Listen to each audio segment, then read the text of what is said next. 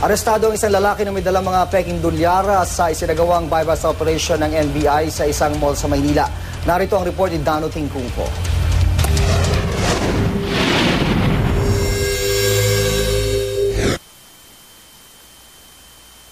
Sa tulong ng mga taga-Bangko Sentral ng Pilipinas, nasabat ng NBI Criminal Intelligence Division ang mga peking dolyares na ito. Sa buy-bust operation na ikinasa sa isang mall sa Maynila, arestado rin ang suspect na nakilalang si Melanio Evasco. Nakuha sa suspect ang 2 bundle ng peking dolyar na kung totoo ay may halagang $20,000 o humigit kumulang 800,000 pesos. Our posture buyer negotiated to buy counterfeit dollar notes. Usually mga target nila ngayon yung mga mga tourist destination, mga resorts kung sa maraming foreign nationals for enjoying the holidays here. Sa pauna investigasyon ng NBI, lumalabas na target ng mga peking dolyar na ito ang mga dayuhang turista sa mga tourist destinations sa Palawan, Boracay at Batangas. Sabi pa ng NBI, madali raw ang kadalasang bentahan dahil murang nabibili at mataas naman ang palitan. Mas mabili sa ibenta ang dollars at dahil malakihan. They're selling one bundle composed of $10,000.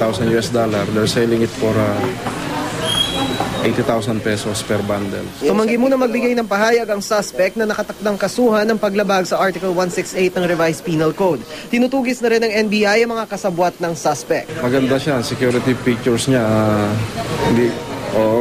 almost identical sa real dollars. Yung grupo na to, part to ng group na na-arresto namin 3 years ago. And take down the same thing.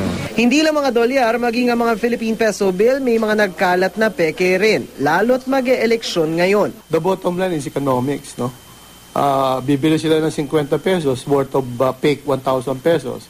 Kaysa sa bibili sila ng 1,000, di nakatipid sila ng 950. Kaya lang hindi nila naiisip na una, kung tutuman yun na ito ay gawa ng mga kumakandidato for public office, well, unang-una, we have to lead by example. Karaniwan daw na pinepeke ang mga lumang currency. Mahirap na raw kasing gayahin ng mga bagong salapi. Very rough. Rough yan. Pag yan ay ordinaryong papel at sinerox lang, kahit na jet printer, very smooth yan. Yan ang unang-una. Para sa unang balita, Dano Tingkong reporting.